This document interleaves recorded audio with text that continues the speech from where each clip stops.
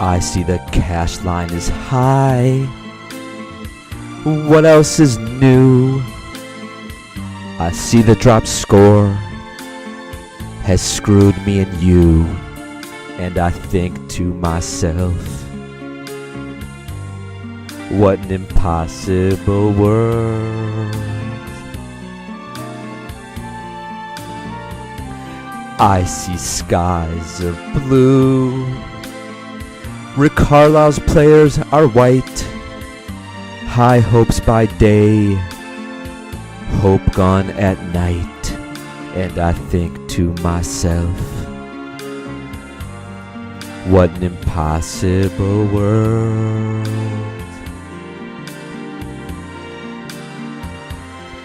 TJ McConnell outscored Simmons.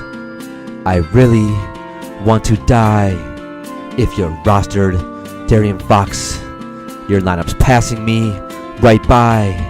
I see Durant had 2 rebounds at 7 feet. That's impossible to do. Josh Hart's price stays the same. FanDuel, screw you. Did you hear me crying? Who was benched? Lonzo. Harkless ruled out. Why didn't we know? And I think to myself, what an impossible world. Yes, I think to myself, what an impossible world.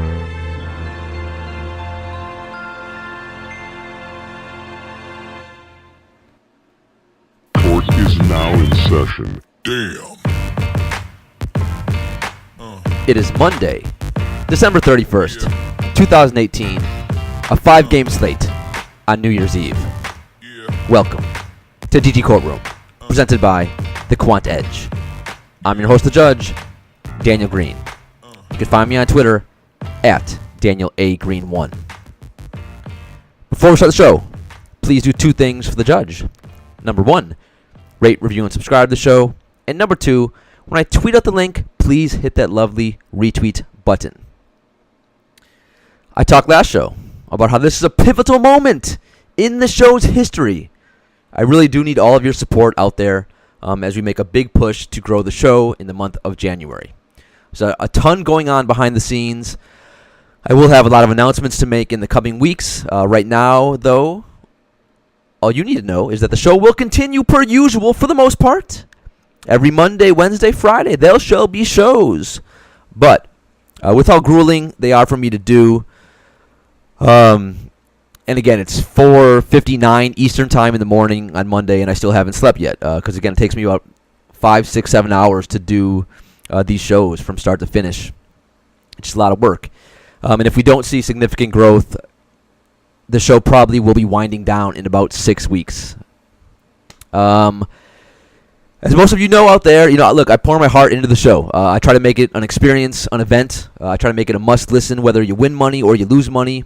I try to touch on all the relevant topics that are going on in the industry and steer you away from a lot of the garbage that is out there. We have plots, we have characters, we have our own language. This is not a box score reading show, because I think you deserve more than that, quite frankly. We watch games, and then we provide insight based on what actually occurred on the court.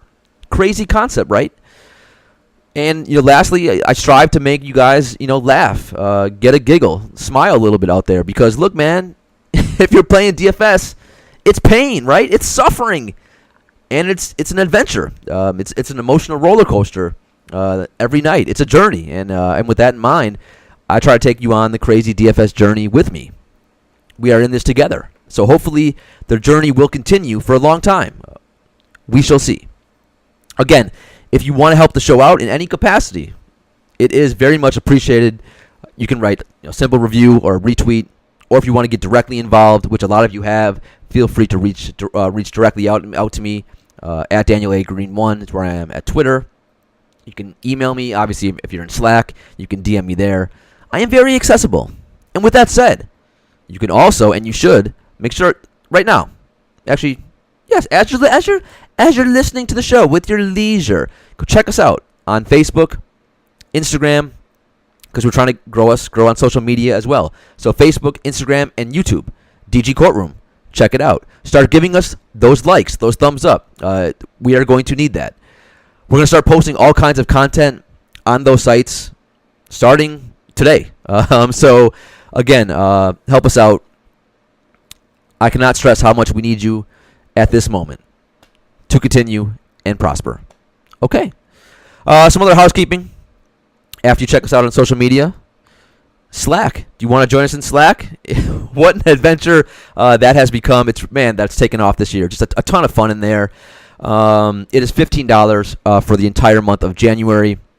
If you want to join, you get the Core 4 every night. You also get the chance to be a thousandaire. I think we're up to 33 different thousandaires now on the year, which is pretty crazy. Our latest one was BCam. Shout out to him, who I think he won maybe $6,000 or something on Saturday night. Who can keep track? All these thousands and all this money being won. So shout out to BCam.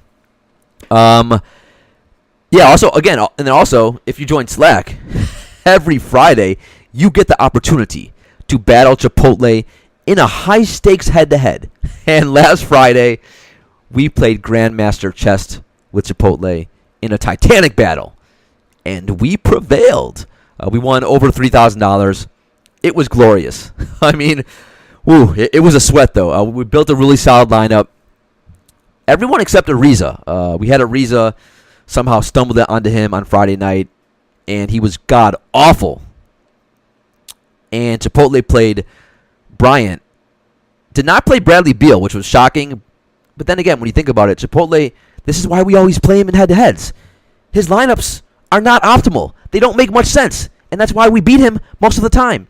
And even the days he beats us, which, look, he may beat us occasionally, but look, 80% of the time, I'd say, we have a better lineup. Our lineups are just, they're better constructed. Whatever algorithm he is using, obviously in those max entry contests where he gets 150 lineups, he's going to beat us almost all of the time. But in these head-to-heads, no, not the case. So it was a fun night. It really was. We had to sweat it out to the very last play of the entire freaking slate because Chipotle had Lonzo and Kuzma on Friday night. And that was the night both those guys played like 42 freaking minutes.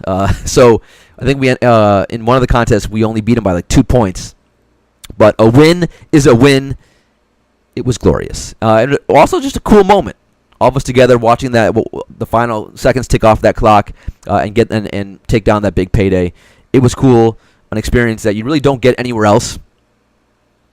And this week we will be battling Chipotle for probably $5,000, maybe $6,000. So it's going to be very challenging, very exciting. I am looking forward to it, and I know the rest of Slack is. If you join this week, you can get in on the fun as well. All right, you want to join the Quan Edge? Look, these days, you need your own supercomputer, right? You need projections.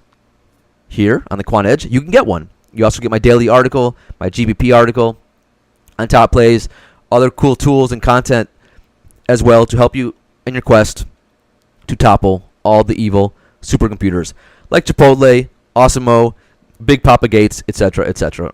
Use promo code THEJUDGE when you sign up. Also, the Quan Edge does have NBA betting tools, so if you just want to bet on some games, check that out. All right. So, and by the way, so on weird week, right? New Year's Eve, New Year's on our Monday and Tuesday, but we do have a decent amount of games on both these nights, which is cool. On Monday, there's actually 7 games, but 2 of them take place at one's at 3 o'clock Eastern, and I think one's at 5 or 6 o'clock Eastern. So the main slate, which begins at 7 o'clock Eastern, only has 5 games on it. We're only going to talk about those 5 games on today's show. I think some sites do have an all-day slate or a 2-game slate if you want to do that. I know some of you addicts out there will probably play that one too. But again, on this show, we're only going to break down the 5 games on the main slate. But let's talk a little bit about this weekend because, look, the show opened up with a song about an impossible world, right? We live in an impossible world these days in DFS. And this weekend, we saw impossible things happen once again. On Saturday, man, we saw about 1,000 people all have the same lineup. By the way, all the other shows, remember when we talked about, remember the magical 388.1? When Fantasy Labs, they built that lineup together on their show.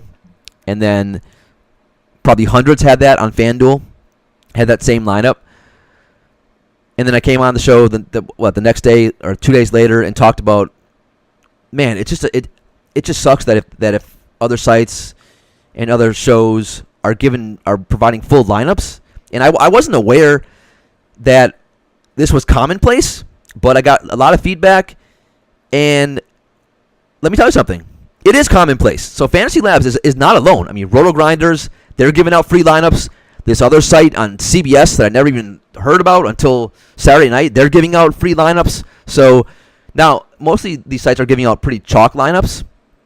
And on Saturday night, one of the lineups that the CBS site gave out, that lineup hit. So that's why you probably saw thousands have that lineup on DraftKings and not hundreds. Look, that lineup was actually pretty chalk anywhere and could have been built by anyone. Mostly that night on Saturday, you were playing Anthony Davis and Harden, and it was easy to fit those guys in. And then after you play AD and Harden, I mean, that's, what, 1/3 of your salary cap? So the rest of your options are pretty limited. So you throw in some Wizards chalk, and voila, same lineup for everyone. So Saturday was a combination of a site giving out a lineup, but also it was just pretty easy to construct that lineup. And also, what's become an issue lately has been pricing. The last week or so, pricing has been awful, actually on both sites. Normally, FanDuel's the only site that has awful pricing, but lately, DraftKings pricing has been pretty bad too. They've made it too damn easy to fit the stars. Now, FanDuel, I mean, Jesus. It's been the entire year with them, right? It started, remember Rodney Magruder? Like the first 3 weeks of the season, he was starting and playing 40 minutes a night and basically getting 30 fantasy points a night, yet every slate, he was 3.5K. Well, we have another Rodney Magruder. Josh Hart. Josh freaking Hart, man. His price on FanDuel never rises. It never goes up. LeBron has been out now 3 straight games, and still, on Sunday, Hart was 3.7K. Impossible. On DraftKings, I think he was 4.7K, which is fine. But look, he's playing 35 plus minutes a night. Why the hell is he still the minimum? And he's been pretty good. He's been putting up 25, 30 fantasy points. So he's about a 5K player. The fact that he was still 3.7K, it sucks because everyone plays him, and then it obviously, instead of having 8 spots on FanDuel, then you have 7 left because you got the stupid drop score as well. And it really does impact and change the way the slate is dictated when everyone is just automatically putting in the same damn guy. So FanDuel, I ask you this one simple question, or I guess it's a statement. Quit playing games with Josh Hart. Quit playing games with Josh Hart. Josh Hart. Josh Hart. Minimum price from the start. From the start. It's Josh Hart. Josh Hart. I mean, we had to get a Backstreet Boys song in here because, one, I love Backstreet Boys. Also, I don't know how many of you guys know, but the song that we led off the show with, I think that song was made, I think it was Louis Armstrong in like 1967. So at least Backstreet, that was probably 2000, 2001, something like that. So it's a little bit, hopefully at least most of you were born when Backstreet came out. But back to this weekend. So this weekend we also saw Portland on a back-to-back, 3 games in 4 nights against Philly. They were up 40 freaking points in the third quarter. They were up 30 at the half against Philly without Embiid. A lot of us in Slack, look, all day if you're watching the lines in Vegas, Vegas knew Embiid was going to be out. So it wasn't that hard to predict. The line was shifting towards Portland. So a lot of us played Ben Simmons. Because, look, Simmons always goes off, right? And plays well without Embiid. He's going to have to do a lot. And Jimmy Butler, for that matter. And Butler was basically free on DraftKings. They were awful. They were dreadful. TJ McConnell outscored Ben Simmons. Yeah, it happened. Also this weekend, we had Lonzo, after playing, 80 minutes in his previous two games, which were a back-to-back on Thursday and Friday. He was benched in the fourth quarter against Sacramento in what should have been an orgy and fantasy points exploding everywhere. Lonzo was he was the drop scorer in a lot of our FanDuel lineups, which sucked. And this weekend, we had two things happen that were truly, truly impossible. And for those, we bring on Chipotle Super PC.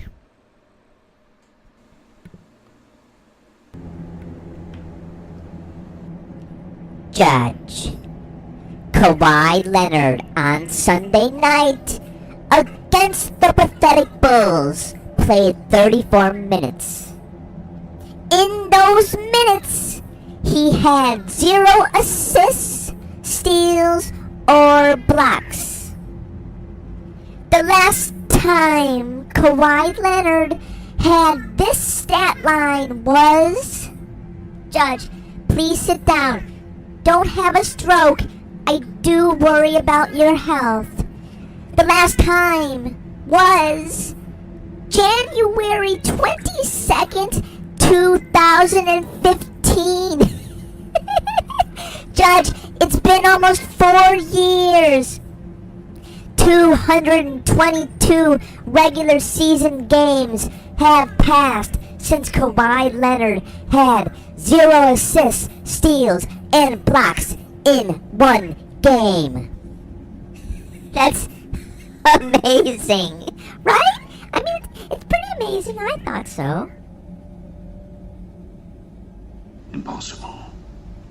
Also, Judge, not counting his rookie season, he has played in 371 regular season games. Only 4 times in those 371 games has Kawhi Leonard had 0 assists, steals, and blocks in a game. And finally, Judge, Kawhi has never in his entire career accomplished this feat when playing more than 32 minutes. Never. Tonight was the only time it has ever occurred. Impossible. What'd you say? Impossible.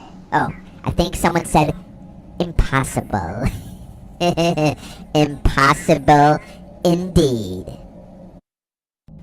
Judge, we must give a shout out to Nathan Weidman, better known as The Wreck in Slack, as he provided us that impossible information regarding Kawhi Leonard. But Judge, do you want to hear another impossible fact? Impossible. I see you nodding. I'll take that as a yes. Judge, this comes courtesy of Reed Bittner, better known as RD Baller. Sometimes we call him RD Gigajuice.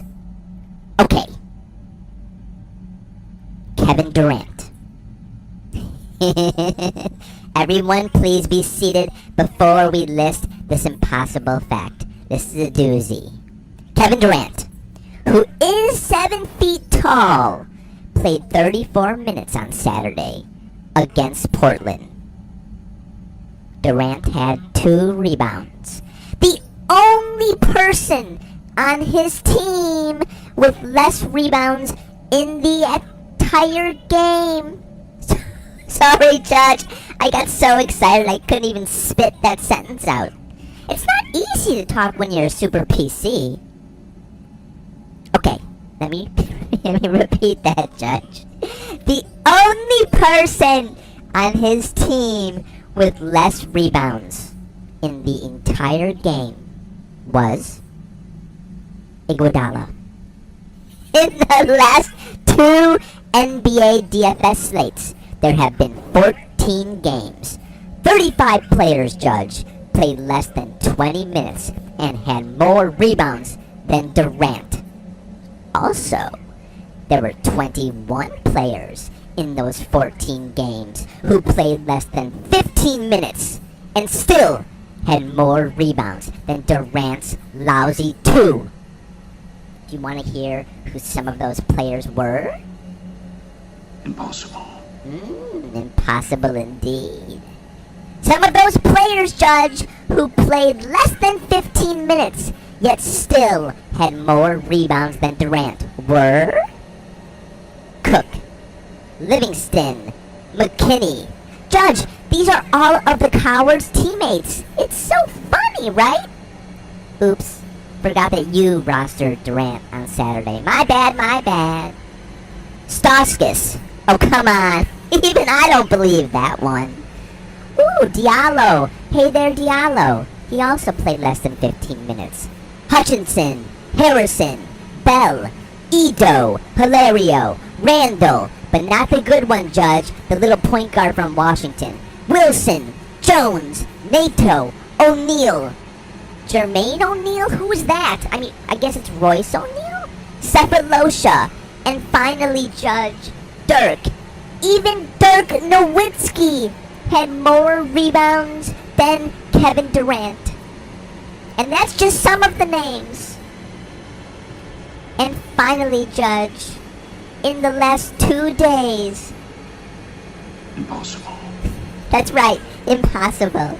In the last 2 days, there has been only one player who has played more minutes than Durant, but who had less rebounds. Only one. And his name is Devin Booker. Impossible. Okay, so let's talk a little bit about game theory, a topic you probably hear daily, I would say, from some expert, some show, some website, somewhere. It's commonly thrown around, this term. Most people don't really know what it means. Most people are using it incorrectly. So let's discuss it a little bit and what that term truly means and why we should think about game theory when we're trying to take down these tournaments. Now, luckily for us, we have our very own supercomputer, a super PC. So why don't we ask him, what is game theory? Judge, game theory is the branch of mathematics concerned with the analysis of strategies for dealing with competitive situations where the outcome of a participant's choice of action depends critically on the action of other participants. Dude, what the hell was that? Can you break it down in a simpler form so our listeners can understand? Jesus, super PC. Well, yes, that's a definition, but let's talk about it in layman's terms, right? And look, there's a ton of literature out on there, books, articles, you name it. Some of the stuff I'm going to say now was taken from a very good article I read by Jonathan Bales, who I think is a very good DFS player. But where should I start? So when it comes to game theory, look, an easy way to think about it is this. We're not always trying to maximize projected points. The goal isn't to maximize points. It's to maximize win probability and ultimately to make a profit. Of course, yes, you need to score a lot of points to win a tournament. I'm not saying you don't. But points in a lot of ways are simply a means to an end. Sometimes maximizing projected points is the best way to increase win probability, like cash games, like head-to-head contests. But sometimes it's not, like in tournaments. We can look at an example from Saturday night. So on Saturday night, everyone in the free world was going to play, well, actually both Anthony Davis and Harden. But let's just focus on Anthony Davis. For one, I didn't even think he was a lock. It was a back-to-back. He played 42 minutes the night before that. There's also a ton of value on the slate. So I was looking elsewhere, but a lot of that was based on I saw everyone else was going to play him. And there was a lot of value on the slate. So it was very easy to fit Davis in your lineups. But he was 60% owned everywhere. In particular in the $100 contest on DraftKings called the Showtime, he was 58% owned, right? It's pretty freaking high. So when you enter a tournament, you need to ask yourself, what's your goal? This is something I do all the time. And after I build my lineups, I will look back at my tournament lineups, and I will say, does this lineup have the chance to take down a tournament? Look, the payouts are so damn top-heavy that if you are playing tournaments, you should have one goal and one goal only to win the tournament. Take them down. Become a thousandaire, or a 10,000aire, or a 20,000aire.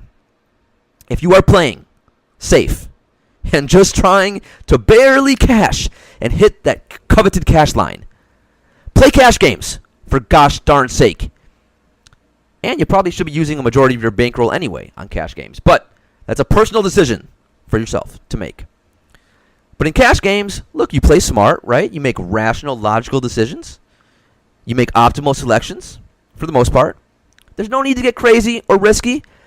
What's the point? You're just trying to beat 50% of the field. That's it. In tournaments, that is not the case. You're trying to beat at least 80% of the field. And these days, with the stupid rake and the way these contests are structured, in order to double your money, you need to finish top 10%. So you got to beat 90% of the field. It just doesn't make any logical sense to be playing tournaments if you cannot stomach taking the risks and the strategy necessary to take them down. Look, it's tough, man. I know it every night. I face the same feeling. Anthony Davis. It's the optimal play in a vacuum most nights, like Saturday, to play Anthony Davis. But look, if he's going to be 60% owned and he goes off, so what? Great. Where does that leave you? I mean, I don't know. We've all been there, right? When you have a player super high owned going off, you're happy about it, but so is everyone else in the free freaking world. Or in this case, 60% of the people out there in the same damn tournament. So it doesn't put you in a great spot if he goes off. But if you fade like Saturday night, and he does. Now, on Saturday, he's so good, he still put up close to 50. But on a site like DraftKings, where you have a lot of good options, if you fade him, you have an immediate advantage over the 60% who played him, right? And now you only got to beat, 40% of the field? Piece of cake. Now you're in business. Now you're talking. Now you have a chance. And we can take it even a step further than that, right? If you played Anthony Davis and you played Harden, like most, you were pigeonholed, right, in your remaining selections. I mean, that was what? That was well over 1/3 of your salary cap, if not more. So that meant the rest of your players were going to be really high owned too. And it was going to be very hard to make a lineup that was different from the field. And that's why on that stupid slate, you had about 1,000 people all build the same lineup. And now most of the chalk did go off besides Anthony Davis, and you had really high cash lines. But everyone was building the same lineups because everyone started by putting Davis and Harden in there. So without Anthony Davis, it opened up an entirely new world for you. You had a plethora of very nice options in that mid-tier range that were all going to be overlooked. I mean, on Saturday night, so on DraftKings, I think I faded Anthony Davis in a lot of my tournaments. I don't remember the exact percentage, but I know I took a lot of Damian Lillard. I had Lillard at 7%. LaMarcus Aldridge was probably the cheapest he's been in his entire freaking career. He was 7% owned. So all of a sudden, just by that one simple fade, and I know it's tough to fade him, right? Because projections love him. In a vacuum, it seemed like playing Davis was a really good move. But just by that one simple fade, you get a leg up on 60% of the field, and then you also get a guy like Lillard or Aldridge who's less than 10% owned. And right there, just by those two plays, man, you got the makings of a tournament-winning lineup. Now, obviously, you need a ton of things to go right. But the fact is, most of you, and me included for a long time, were just not playing the right way in these large tournaments, where again they're so top-heavy. Your goal, you should have one goal only: take them down. Otherwise, it's just not worth your time. And honestly, you're throwing your money away. Because what's going to happen? You're barely going to cash. You're going to not double your money. The next day, you're going to enter that same tournament, and you're going to lose, and then you're already down. So again, what's optimal in a vacuum is not always the best maneuver when you are competing with other minds. What's optimal in theory, it can change, and it does change when you add competitors. You want to score a lot of points, of course. It's obvious. But the real goal, your only goal, is to maximize the probability of winning and taking down a damn tournament. Hopefully that made sense. And again, if it didn't, let me know. We will talk more game theory going on because there's so much stuff, more game theory, more strategy as the season goes on, because I think it's much more important, quite honestly, than me telling you who to play on a given freaking slate when, 5 hours from now, we're going to hear injury news, and a lot of what I say is not relevant. But this stuff, strategy, game theory, this is always relevant. Okay, moving on. All right, so let's jump into Monday's 5-game main slate. But before we do, let's hear from our friend Oki. By the way, Oki is back from Phoenix, got called up in the G League, and also Oki from Minnesota, man, he played really well on Sunday night. So Oki is 100% back in our lives, and I, for one, am happy to see it. Because here comes Okie Doke, the friendliest of folk is Mr. Okie Doke. Okie Doke, a helpful hand in hand. Get ready for good old Mr. Okie Doke. Okay, let's break these games down, man. Boston, San Antonio. And again, so the games that we're not going to talk about, you have Atlanta, Indiana. Thank God I don't have to deal with that because you want to attack Atlanta, right? So, but these two teams just freaking played.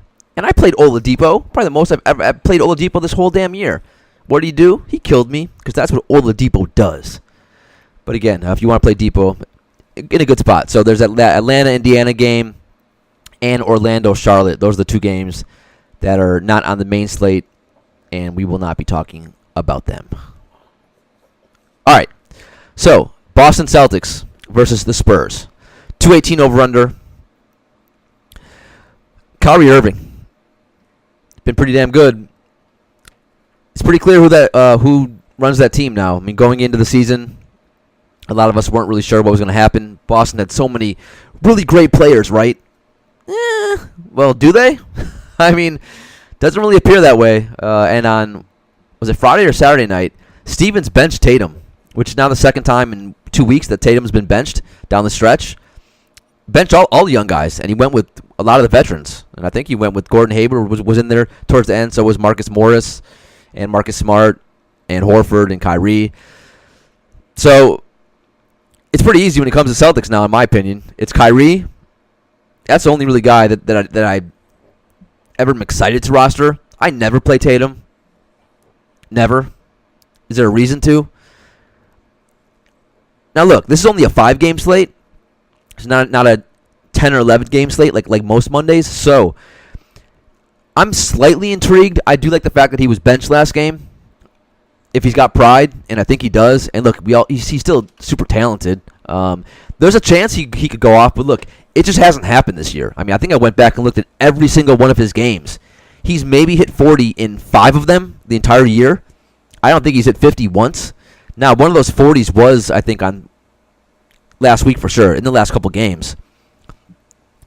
But it just hasn't been a great play. I don't love this matchup. I like other games better. I never have a burning desire to play any Celtic. I never get aroused, besides Kyrie, who's now 9.4 on FanDuel, and he is 8.9 on DraftKings, and that's a fair salary on both. Marcus Smart, we all know what Marcus Smart is, right? If you play him, you hope he stumbles into some steals and blocks and rebounds and assists. Not gonna score. Not a usage guy. Marcus Morris he's probably my next favorite Celtic, believe it or not, because he shoots. When I play a guy, you guys know I like pace and I like usage rates. Not a great pace here, but the usage should be okay. And the Celtics are playing a little bit faster, even against Memphis on Friday. I think it was Friday. Maybe it was Saturday night. That over-under should have, it should have been 104, 102, but it was like a 240 total, or close to it. So the Celtics are a sneaky team that a lot of times get overlooked, and then end of the night you look at the box score and you're like, what the hell happened in that game? I faded that damn game. Because on Saturday night, I did fade the game against Memphis. Kyrie put up 50, Conley put up 50, and a lot of guys in that damn game were in winning lineups. So never wrong to play Kyrie. He's just been playing really well. He's really aggressive. The assists have been up too, which is always a good thing. He's never been a big assist guy. So again, Kyrie and the Spurs defense does not concern me one bit with him. So I like Kyrie. I don't mind Marcus Morris. Al Horford, I will be checking the news to see when his minutes can go up, because he's 6.1K on FanDuel.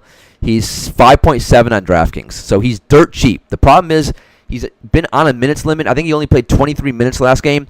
I went back and watched some of that game because I already was thinking about rostering Horford on Monday night. He looked good. He played well. He must have been over 30 fantasy points, and at that price, that's all you need. We would take that. So if he can somehow get up to 30 minutes, I would have some interest. But if he's going to play 23 minutes, no thanks. And then off the bench, Hayward, it's fine. Jaylen Brown, Terry Rozier, whatever. For the Spurs, Derek White has very sneakily been playing well, been getting the minutes. The problem is his FanDuel price is now 4.9K.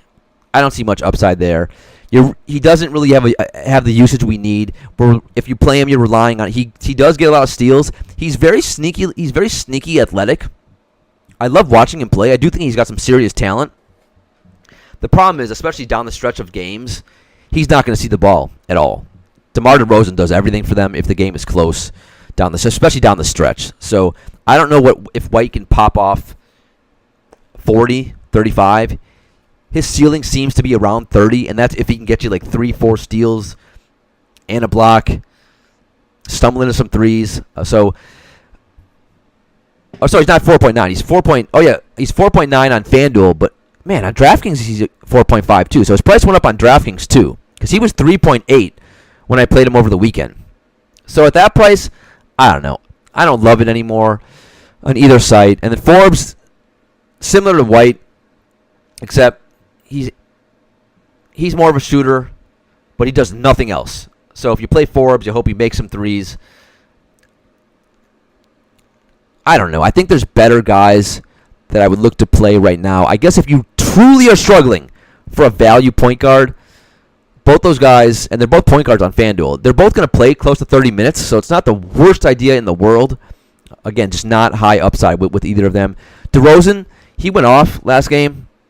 I don't remember if it was the Lakers. I think it was the Clippers. He must have had over 60. He was great. No issue with DeRozan. 9K. Typically, I will not attack the Celtics because you think they're such a good defensive team. With Marcus Smart guarding DeRozan, not a great matchup here. But I'm telling you, teams continually, and again, one-on-one defense doesn't matter nearly as much these days. I mentioned, I think in the last show, I rely a lot on pick and roll statistics or to see how people score. DeRozan, though, he's like a player in the 90s, so he doesn't use a lot of pick and rolls. But again, am I concerned about Marcus Smart defense? Not entirely. DeRozan is fine. I just like other guys better right now at 9K on FanDuel and 8.2 on DraftKings. So I like it better on DraftKings, obviously. He's projected for right around 40. So not a great play. It's fine. I think Rudy Gay is questionable, so check the news on that one. LaMarcus Aldridge is 8K on FanDuel, and he's 7.5 on DraftKings, so it went up a little bit. He's probably my favorite Spur on this slate. He was great, even on a back-to-back. He was really good on Saturday night, which was good to see. So I have no issue here. Al Horford is a good defender, but again, how many minutes will Horford play? Also, Aldridge should be fine, especially at that price. And then off the bench, if you want some cheap Spurs, go ahead and do it. Some of you guys love to play patty cakes or Bellinelli or Bertans. I just don't really do it. I'm sure one of them will go off. One of them always does seem to do it. Next game, Memphis-Houston. So this is a nasty game. Really low total, 199.5. Houston's a 5.5-point favorite here.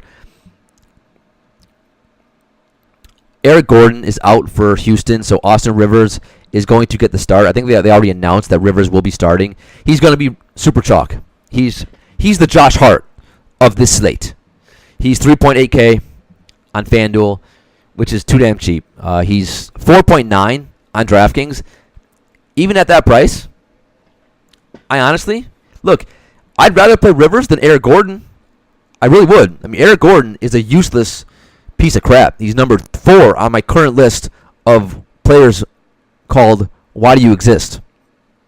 Rivers, he at least has some versatility to his game. He can attack the basket a little bit. He's also a much better defender than Eric Gordon. He's a better ball handler too, probably, for that matter. So while we make fun of Austin Rivers a lot in real life on the show, it's commonplace, man, because he does weird stuff on the court at times. But he has put up big numbers in the past. He's won people tournaments, and Houston needs someone to shoot the ball, someone to score besides Harden. I mean, Harden's going to take 30, 35 shots and be great. They need someone else. So Rivers on FanDuel, obviously, going to be chalk. Love the play. He's projected for right around like 24 or so, I see. But in a tournament, I really don't even mind it on DraftKings. I think on DraftKings he probably goes overlooked for the most part. I think, although we'll see what the projections shake out as the day unfolds and if any other value opens up. But on DraftKings, I'm fine with it. I don't love it. I don't hate it. FanDuel, very nice play. I do think he has legit upside, even against Memphis, and can find a way to 30, 35. Harden, some people may see Memphis and get scared. Harden's price is now 12.6K on FanDuel. On DraftKings, it is 11.4, and I have no issue with that price. I don't. Can you fade Harden? Of course. In a tournament, you can do it. In a cash game, that will be interesting on this slate because you got the 3 next games that we're going to talk about are all very enticing, fast-paced games. But with that said, even this low over-under, I still think I like Harden in cash games at that price. Because the guy's usage rate without Chris Paul is like 45%. He's playing with Rivers. By the way, I think Ennis may be questionable, so we'll check the news on that. But it's Rivers and Ennis and Tucker and House and Green and Brandon Knight. These are all bums. All of them. So Harden has to do frickin' everything. He's gonna get tired. It's gonna be a tough defense. You know what's gonna happen? He's gonna keep shooting. He's gonna shoot 35 frickin' times. He's gonna take 18 3-pointers. So I still love Harden. I don't give a crap who he's playing. Perfectly fine. Elite option right now. And he's been playing the best out of anyone in the league the last couple weeks. Clint Capella, I'm intrigued here. I really am. I like the Harden-Clint Capella correlation play. I have zero issue attacking Marc Gasol. I have zero issue attacking Rudy Gobert. Again, we see these Memphises and Utahs of the world, and we get scared at points. You don't have to be as scared. Marc Gasol's defense has been pretty solid for the most part this year. But Capella, he's way too fast for him. So if somehow we can, and they're going to run a lot of pick and roll, Capella should be able to use his elite speed, wingspan, athleticism for 40. Can he get 50? I don't know. So I don't love the play. In the cash games, will I use Capella? No, I will not. But in tournaments, I am intrigued by it. And then I do think if Ennis is out, Greenhouse. Look, I don't know. I'm not a planter. I'm not a farmer. I don't even know. Seriously, what is a greenhouse? I don't think I can even tell you. I may have to bring Super PC on here to tell you what a greenhouse is. What's its purpose? I honestly don't even know. Is it just to have plants? I am not very smart when it comes to that. But if Ennis is out, I do think you probably could do the Judges special and roll out Green and House, and one of them will probably find a way to get 25-ish, maybe even 30 if Ennis is out. Maybe Green could do that. Do I think think it's optimal on this slate? No, not necessarily. But I did use that like a few times last week before they got Austin Rivers, and it was successful. I think maybe 1 out of the 2 or 3 times I tried it. So not an awful idea. On the Memphis side, Conley and Gasol are okay. The problem is their prices have went up. 8.7 now for Conley on FanDuel, 8.6 for Gasol.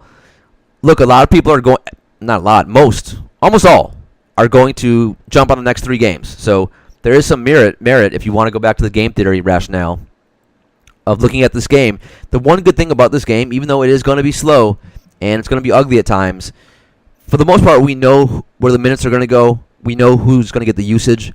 So Conley and Gasol are both going to play 35 minutes, and I'm fine with it. Jaren Jackson Jr. doesn't feel like the right slate to unleash him. Kyle Anderson, just a tough roster for me in a slow tempo game, so I'll pass there. Next game, Dallas, OKC, 225 over under. These two teams just freaking played on Sunday night, and Westbrook was awful. Westbrook was a mess. Westbrook needs a therapist. He needs a life coach. He can't shoot. Been saying it all year long.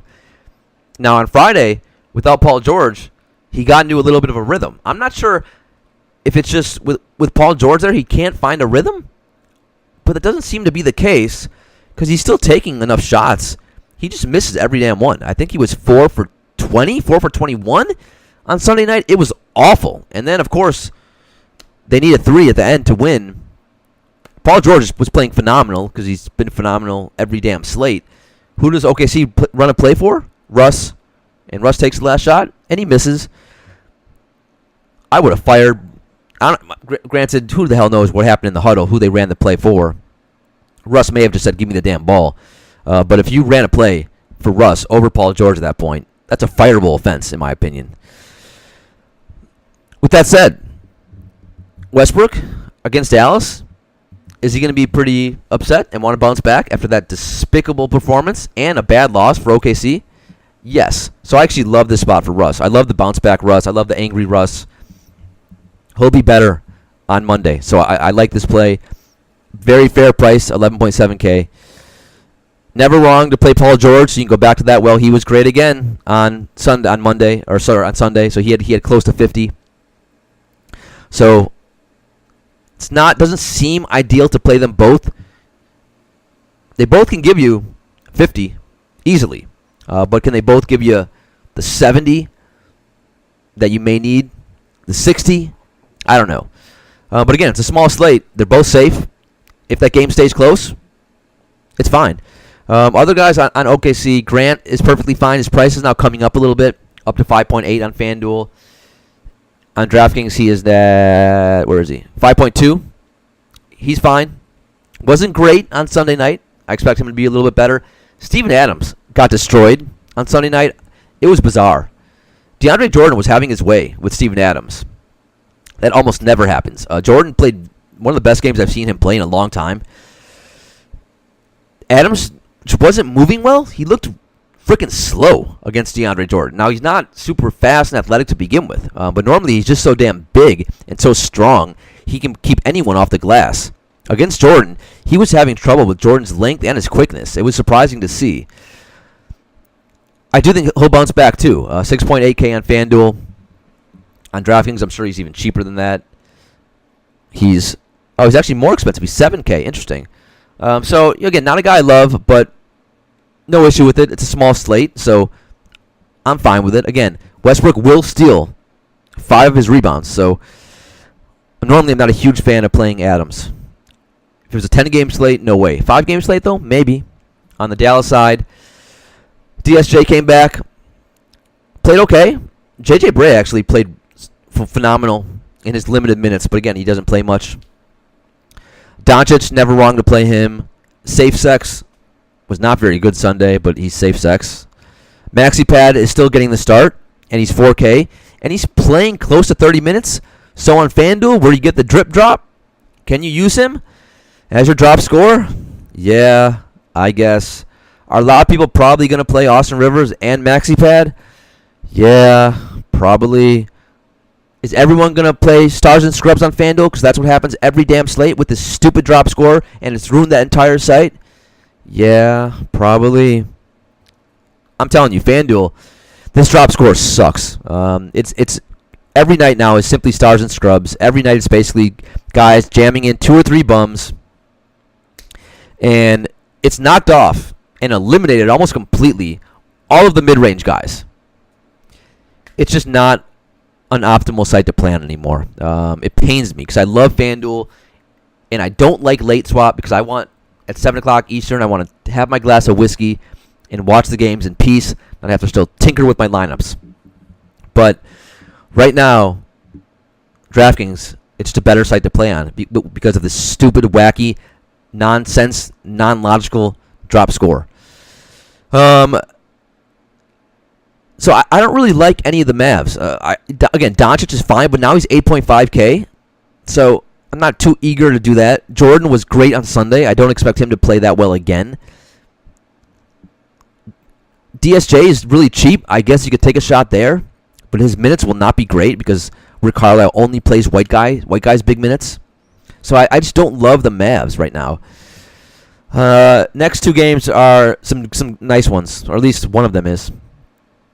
Minnesota Pelicans, 229 over under. Pelicans are a 5.5 point favorite. Derrick Rose questionable. Jeff Teague's questionable because it seems like every slate we ask ourselves, it's at least one of the Minnesota guards is dealing with some type of injury, right? So we ask, are the Minnesota point guards, are they questionable? Of course he is. Of course he is. Of course they is. Of course they all are. Rose, if he plays, 7.5K. I don't even know Teague's price if he plays. But Rose was out on Sunday night. And look, man, we saw what we should have been seeing the last 2 years with Karl Anthony Towns. He was a city. He was a continent. He was a planet. He put up 86 on DraftKings, 90 on FanDuel. It was insane. If you're watching that game, he wasn't even having a good first quarter, and then he must have went through a 2-minute stretch where he had like 4 or 5 blocks and steals and dunks and threes and just scoring in such a flurry. Against Bam, against Whiteside, he single-handedly destroyed Miami. It was impressive because I've seen Bam give him trouble in the past. Not on Sunday night. Towns was just,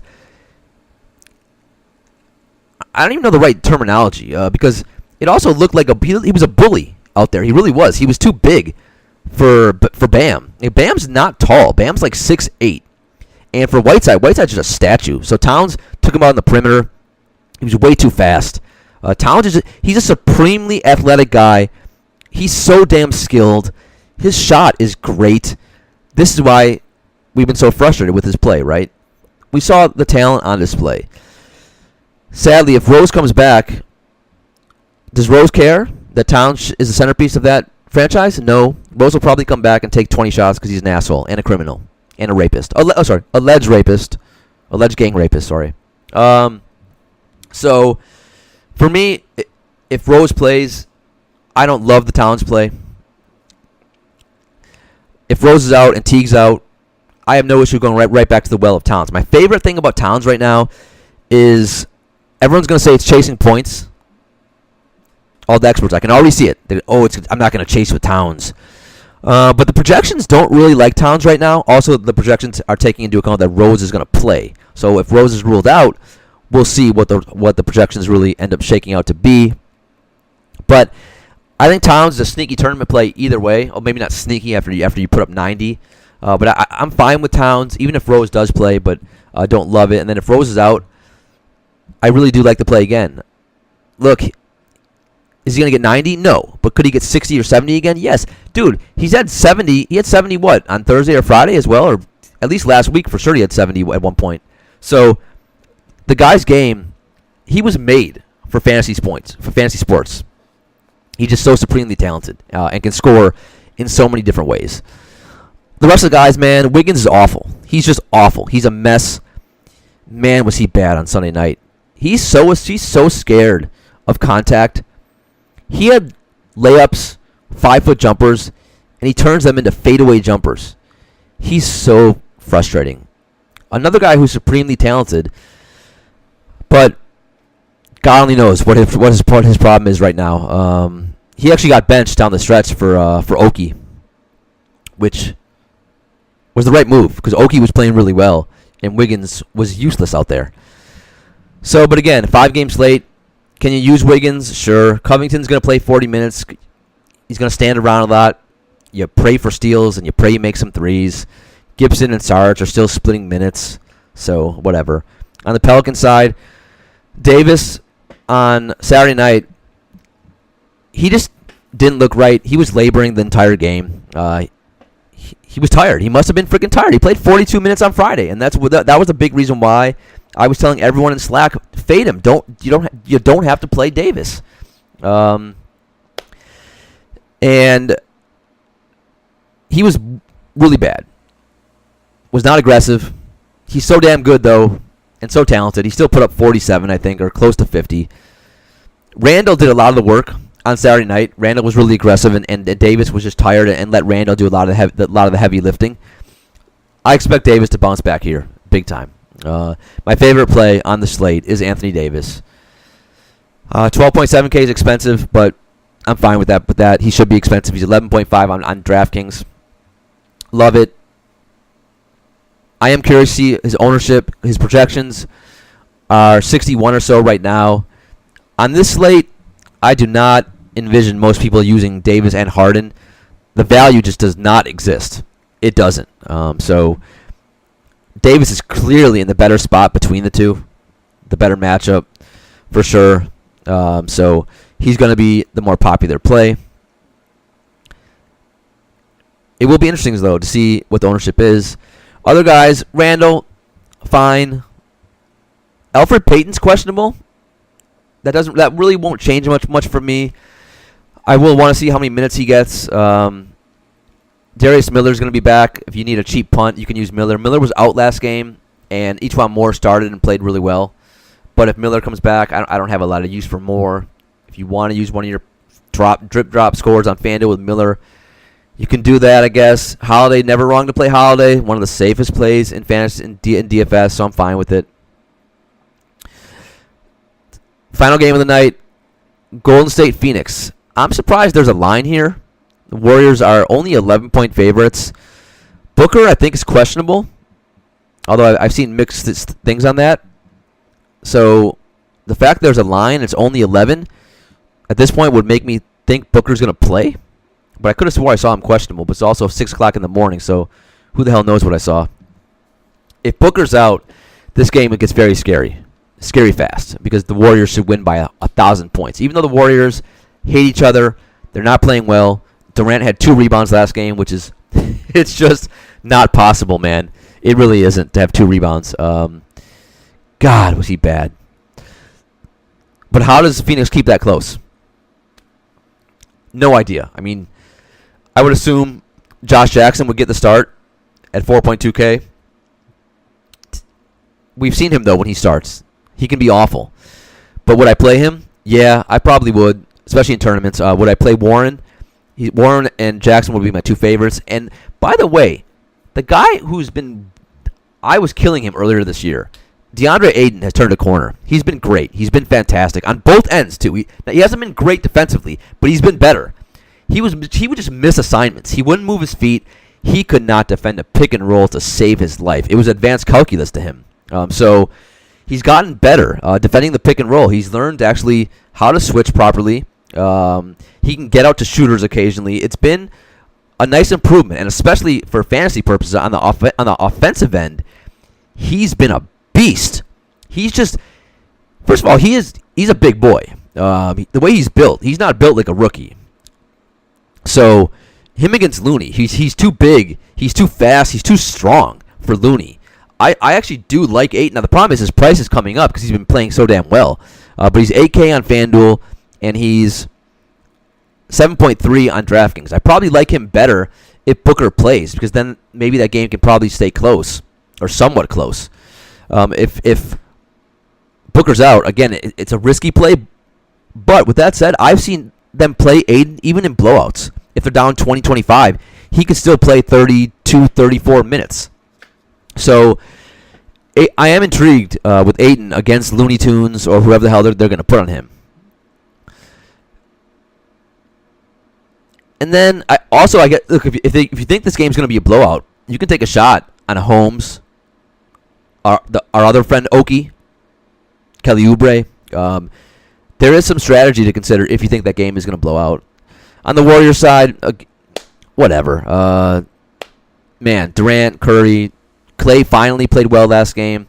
Draymond is fat and chubby and slow, and he can't shoot, and it's embarrassing to watch him play basketball right now. But on this slate, it's a 5-game slate. Do they have upside? Of course. Would I trust them? No, I don't. In cash games, do I really want to play any of them? Not really. I really don't right now. Durant and Curry seem to have safe floors, although then again, last game Durant got me 35. You'd think Draymond could find a way to 30 at that price at 7K on FanDuel and at, what is he on DraftKings?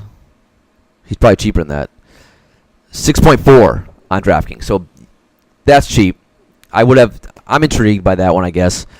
Because even if they blow them out, Draymond's going to play, 28 minutes minimum? So, again, the Warriors, they've been annoying, they've been frustrating, but it's only a 5-game slate. If you play them, pray the game stays close. You can have some fun. Hopefully Booker will play. Hopefully we'll find that out before lineup lock. Now, this is the late night hammer. By the way, 9 o'clock Eastern game, so it's good. I guess they had to have all the games before New Year's hits. So, hopefully we know before lineup lock if Booker's going to play. If Booker is out, I may just fade this whole game completely and hope the Warriors blow them out, but we'll see.